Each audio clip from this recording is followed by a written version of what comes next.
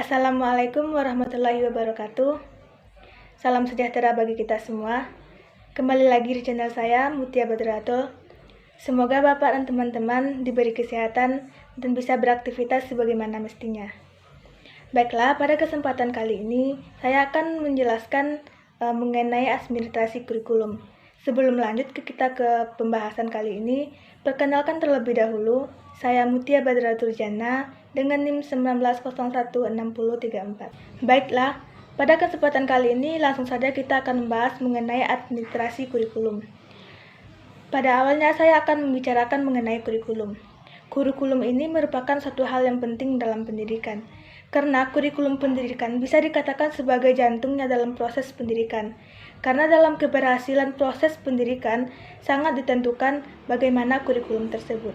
Bahkan kurikulum tidak hanya akan menjawab tujuan pendidikan apa yang akan tercapai, namun kurikulum juga akan menjawab lulusan seperti apa yang akan diterima atau lulusan seperti apa yang diinginkan oleh dunia kerja, dunia industri di masa yang akan datang. Nah, kuliah atau telah menempuh jenjang pendidikan belum bisa memastikan seseorang untuk mendapatkan pekerjaan. Sehingga kita berpikir, apakah lulusan di universitas kita ini belum sesuai dengan apa yang dibutuhkan oleh kurikulum? Sehingga kita berpikir, apakah lulusan di universitas kita ini belum atau tidak sesuai dengan standar dunia kerja yang dibutuhkan. Karena PR terbesar kita saat ini tidak hanya terletak pada kemampuan akademik saja, namun lebih mendasarnya lagi terletak pada kurikulum yang ditawarkan oleh dunia pendidikan. Apakah sesuai dengan hasrat yang dibutuhkan oleh pasar kerja atau dunia kerja pada kedepannya. Berdasarkan Undang-Undang Sisdiknas Nomor 20 Tahun 2003, administrasi kurikulum merupakan seperangkat rencana atau pengaturan mengenai isi dan bahan pelajaran, serta cara atau strategi yang digunakan oleh satuan lembaga pendidikan yang dijadikan pedoman pengelolaan dalam proses belajar mengajar. Berdasarkan undang-undang tersebut, perlu kita garis bawahi tentang seperangkat rencana. Bagaimana perencanaan yang dilakukan bisa menghasilkan sebuah kurikulum yang sesuai dengan tujuan pendidikan.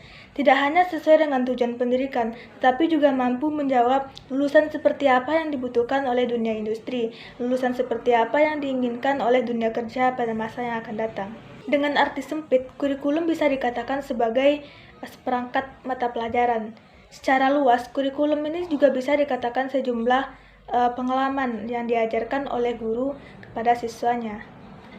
Karena sejatinya dalam proses belajar mengajar, guru atau dosen tidak hanya menerangkan teori pembelajaran kepada peserta didiknya, tetapi lebih mementingkan bagaimana menanamkan sebuah pengalaman dalam proses belajar tersebut, sehingga pengalaman yang diberikan pada proses belajar tersebut, seorang siswa atau peserta didik bisa menentukan jati dirinya sendiri.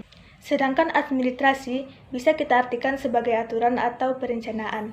Jadi, administrasi kurikulum ini bisa kita katakan sebagai pelaksanaan organisasi dan kontrol terhadap kurikulum yang akan dijalankan tersebut. Dari tahun ke tahun, kurikulum selalu mengalami perkembangan, selalu mengalami perubahan, penambahan, atau pengurangan yang terdapat dalam kurikulum tersebut. Sederhananya kita bisa berpikir, seharusnya dengan perubahan atau perkembangan kurikulum yang terjadi tersebut, seharusnya kurikulum pendidikan kita telah sempurna karena terus mengalami perubahan, sehingga kekurangan-kekurangan yang sebelumnya telah tertutupi dengan perubahan kurikulum yang terus dilakukan tersebut. Seharusnya dengan terus berubahnya atau berkembangnya kurikulum tersebut, tujuan pendidikan di negara kita ini telah tercapai. Lulusan-lulusan di universitas kita ini tidak susah lagi untuk mencari pekerjaan, karena kurikulum yang berubah tersebut telah sesuai dengan dunia kerja yang dibutuhkan. Tetapi kenyataannya masih susah untuk seseorang mendapatkan pekerjaan setelah lulus dari sebuah universitas. Apakah sebuah mimpi bagi kita? Apakah hanya sebuah mimpi bagi seorang mahasiswa yang telah lulus langsung mendapatkan pekerjaan tanpa harus mendaftar ke sebuah proyek atau industri pekerjaan, tetapi dia langsung diterima setelah lulus di sebuah universitas?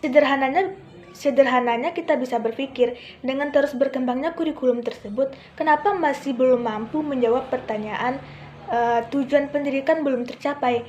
lulusan seperti apa yang dibutuhkan oleh dunia industri masih belum tercapai. Sehingga timbul pertanyaan dalam proses kurikulum tersebut, apakah perencanaannya yang kurang maksimal, pelaksanaan, organisasi, atau evaluasi yang dilakukan pada kurikulum tersebut masih sangat minim atau belum maksimal. Maka pentingnya memperhatikan fungsi administrasi yang 4 tadi, yaitu perencanaan, organisasi, pelaksanaan, dan evaluasi. Pada tahap yang pertama, yaitu perencanaan pada kurikulum, terdapat pada isi, tujuan, dan metode yang digunakan dalam proses belajar mengajar. Apakah isi, tujuan, metode ini telah sesuai dengan standar pendidikan kita? Apakah dalam setiap pembaharuan kurikulum tidak melakukan tinjauan ke lapangan terlebih dahulu, sehingga pembaharuan yang dilakukan pada kurikulum ini hanya nama saja, tidak sesuai dengan tujuan pendidikan yang diinginkan. Seharusnya pembaharuan yang dilakukan pada kurikulum sebelumnya yang diperbaiki pada kurikulum saat sekarang ini telah mampu menjawab lulusan seperti apa yang dibutuhkan oleh dunia kerja dan tujuan pendidikan apa yang ingin dicapai. Pada tahap kedua yaitu mengenai organisasi dalam penyusunan kurikulum. Semuanya ikut serta dalam penyusunan kurikulum yang akan diperkirakan berlangsung di masa yang akan datang. Semuanya ikut serta mengambil peran dan mengambil kebijakan dalam penyusunan kurikulum tersebut. Seperti dalam jenjang universitas, dari mulai rektor, dekan, dosen, dan juga mahasiswa juga ikut serta dalam menentukan dalam perencanaan kurikulum. Tidak hanya rektor saja, dan di sekolah tidak hanya kepala sekolah saja, tetapi guru dan siswanya juga harus berperan ikut dalam organisasi tersebut. Karena pada tahap selanjutnya, yaitu tahap pelaksanaan, yang melakukan kerjasama dalam implementasi kurikulum tersebut adalah mahasiswa dan dosen atau peserta didik dengan gurunya.